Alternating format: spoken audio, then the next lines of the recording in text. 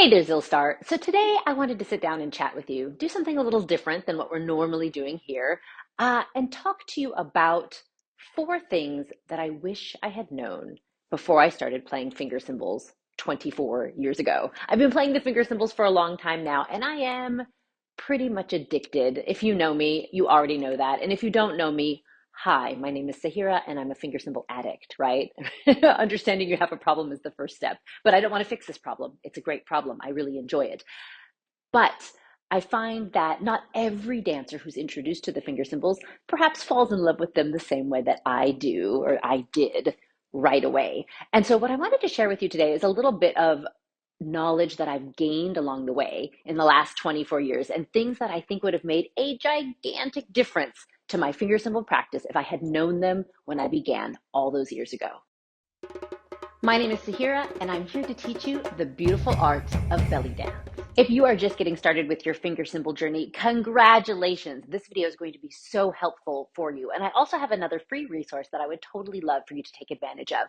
My Zillstar course, which is a finger cymbal jumpstart that'll give you the solid foundation that you need to be the rock star ziller that you are meant to be. You can get it instantly now at sahirabellydances.com/Zillstar. I would love to make music with you there. So there are a lot of things I have learned about playing the finger cymbals over the last 24 years, right? From that very first sound, making that basic tone, to my very first pattern, which was totally the gallop, to learning how to play my own finger cymbal compositions that I dance to in an a cappella style. It has been a wild ride. I've really enjoyed it. There's been a lots of ups and downs and a lot of great challenges, but the payoff and the reward has been 100% completely worth it. But as I look back at the journey, I feel like there are four things that I desperately wish I would have known at the beginning that could have saved me some trouble, some heartache, some worry, and a little bit of frustration along the way. And I'd love to share them with you here today in hopes that it helps you avoid any of those negative emotions that you might be associating with your finger cymbals. Item number one, you do not have to know a bunch of complex rhythms to play well. This is big, y'all. So listen to me. You do not have to know a bunch of rhythms to play well. The question that I'm asked the most often now that I teach zills all over the place, people want to learn more rhythms. They're like, I need to do more rhythm identification. I need to know more rhythms. And I think the quest to collect rhythms is fabulous. Like the more we can learn about the music that we dance to, the more we can understand the culture and the music and the rhythms. That's fantastic. Yet, I would like to contend that with just a handful of basic ideas, you can do some pretty stellar zilling. Case in point, I started branching out and creating my own a cappella finger cymbal compositions before really knowing all the different rhythms. I mean, all the different rhythms. How many rhythms are there? I don't even know. I can tell you when I create a composition or when I get up to do something a cappella or perhaps even to finger cymbal along with music, I'm usually honestly pulling from like 4 or 5 different concepts. And that's it, right? And once you have these basic concepts in hand, the sky is the limit in the ways that you can augment them, put them together, add to them, remove from them. I talk about this inside my membership all the time, that you do not have to make zilling complex to make it interesting. And in fact, some of the best ways to make it interesting is to decomplexify it by adding space and breath and silence. And so I want you to know that you don't have to wait until you know 5 rhythms to be able to really play, right? You don't have to wait until that day that you can like identify all the rhythms when they're played for you to be able to play well on your finger cymbals with just a couple of basic concepts, with just like your basic gallop and maybe a melody and the concept of a run. You're set. And there are infinite combinations and ways that you can play the finger cymbals using just those basic ideas. So if you are a newer ziller, maybe you've only been playing for a little while, maybe you only know a pattern, maybe you know 2 patterns, you are right where you need to be. And there's a lot that you can do with that. And if you haven't really found the inspiration or someone to show you how incredible you can make those basic rhythms, I invite you to come hang out with me and I'll tell you more about it, because you do not have to have a bunch of fancy rhythms under your belt to be able to play the finger cymbals really well. Item number 2. I had no idea when I first started how learning the finger cymbals would really positively impact the way that I interpret and listen to music, and not just Arabic music, not just the music that I'm typically dancing to, but like all music everywhere. The zills are a musical instrument, folks. And as such, when you get a musician's training on them, which you should, because we are musicians the minute we put them on, you're going to start to listen to music in different ways. We listen to music a certain way as a dancer when we want to move with it. When we are a dancer and a finger cymbalist and we are playing an instrument, you're going to listen to the music a little bit differently because you become part of the ensemble, right? You become part of the orchestra and you're weaving your magic inside what is happening.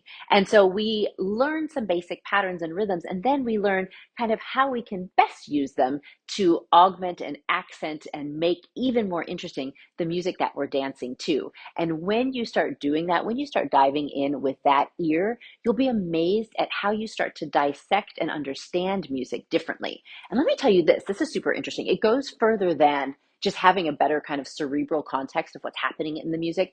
This is then going to start affecting the way that you dance.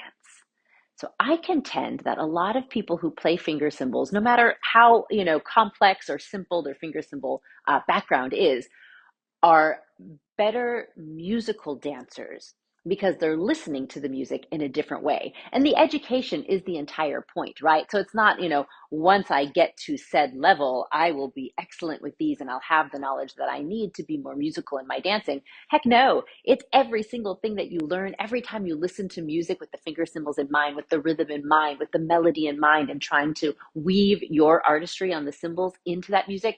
You are going to develop a deeper sense of how to interpret that music with your dance. And this is a huge benefit and an unexpected byproduct of studying the finger cymbals. So here's the third thing that I wish I had known when I started playing the finger cymbals. And I think something that many, many dancers and would-be zill stars are afraid of. You need to know that there's really not a lot of right and wrong when it comes to playing the finger cymbals, and a lot more room for expression and creativity than you would expect. Hear me out. I know people freak out about this all the time because they're like, no, no, no, no, no. There's a right way to play it. I need to know rich rhythm I should be playing depending on what the music's playing. Or can I play the cymbals here? Shouldn't I play them? Am I going to be wrong? Is someone going to judge me if I do it here? I understand those concerns because I had all of them. I had all of them. And the more I have played, the more I have realized that, like, generally, no, there's not a lot of hard and fast, it must be done this way. And I would also contend, I'm going to go out on a limb here, like if you encounter someone who tells you, no, you have to do it this way or it's wrong, it might be time to move on and talk to someone else, right? Like, I think there's a lot of room for creativity. I think there's a lot of room for expression. In my mind, like, one of the only, no-nos when it comes to playing the finger cymbals is playing them like at a different tempo than the music's going, right? You've got to make sure that your tempos match up. And then in general, like certain songs lend themselves a bit more to finger cymbals, like slow songs are not quite as finger cymbal friendly. Vocal mawals are not finger cymbal friendly. Instrumental taqsims, you don't want to zill over someone's instrumental solo. But really, a lot of our faster tunes, especially pop songs, are so good. And it's all about getting in there, finding the groove, and putting your creativity on top of the music. So, as much as this may seem very difficult to believe, I'm going to tell you right now, and I've been doing this a really long time, I don't follow a lot of rules. I really don't. And a lot of the finger cymbal players that I love the best, they do not play in any box that you could imagine, right? They're out there creating their own jam. We are instrumentalists, and as that, we are artists, and we are creating our own ideas on top of the music. And you're like, yeah, but Sahira, I have no idea what I want to create on top of the music. That's a topic for another video. And I've got lots of ideas for you on that one.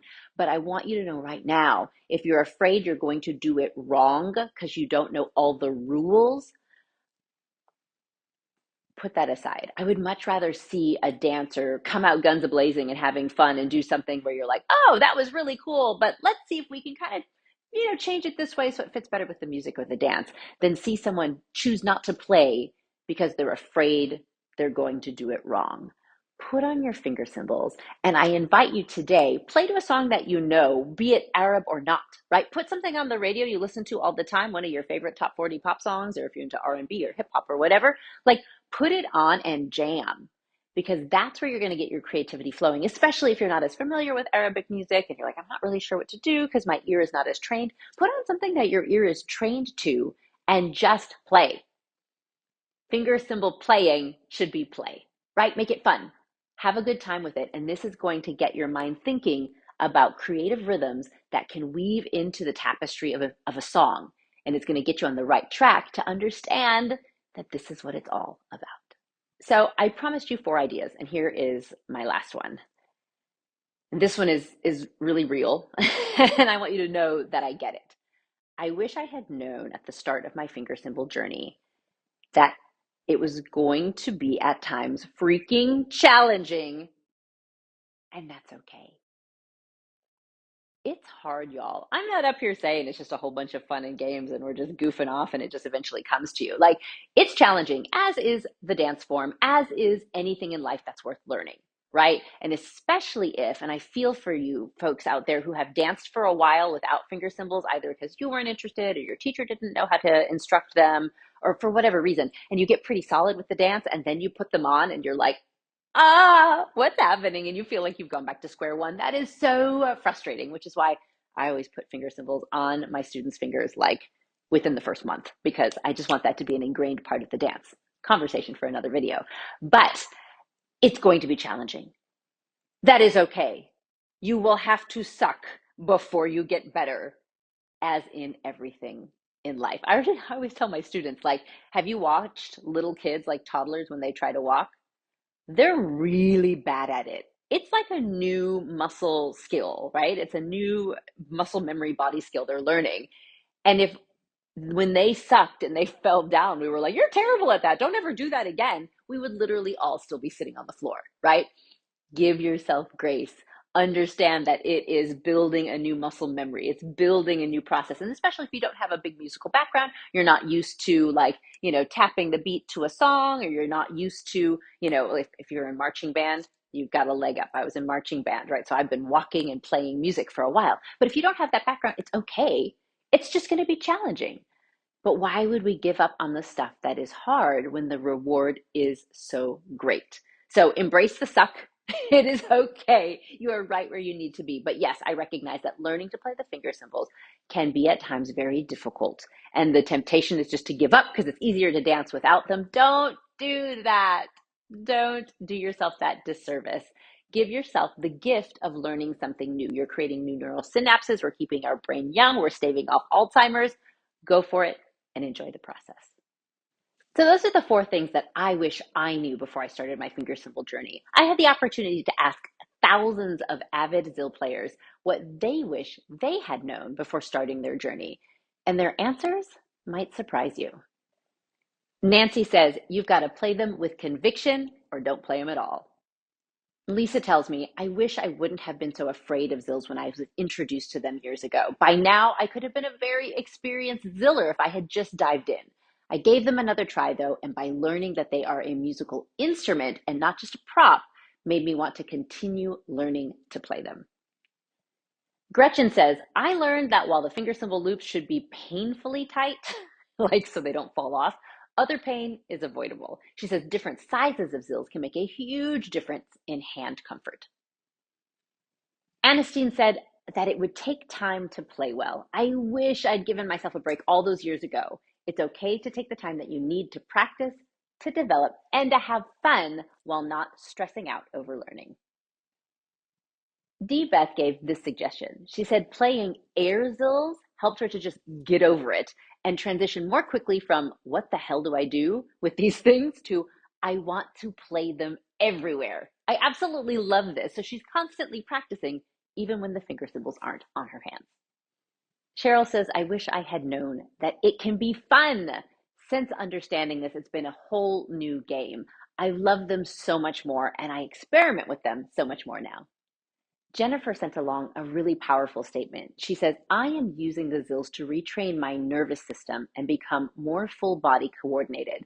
I've had extensive spinal surgery due to cancer, and putting dance and the zills together has been key for my continued health. She says, I also want to bring more fun and joy into my daily life, and zills can help me do that. Wow. And Wendy sums up something that I think is so important to understand. It's okay not to be good for a long time. This is hard to coordinate. Give yourself the time to grow. By the way, did you know that I have a free Facebook group where Zill stars from all over the planet gather to talk about these tiny instruments, to share resources and inspirations and tips? And it's actually where all of these comments came from as well. I would love for you to add your voice to the conversation. You can join us there at sahirabellydances.com/zilicious.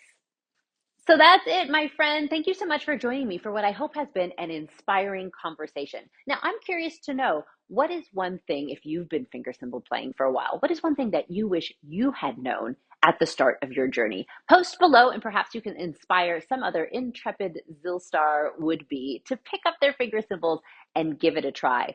And I very much hope to make music with you very soon.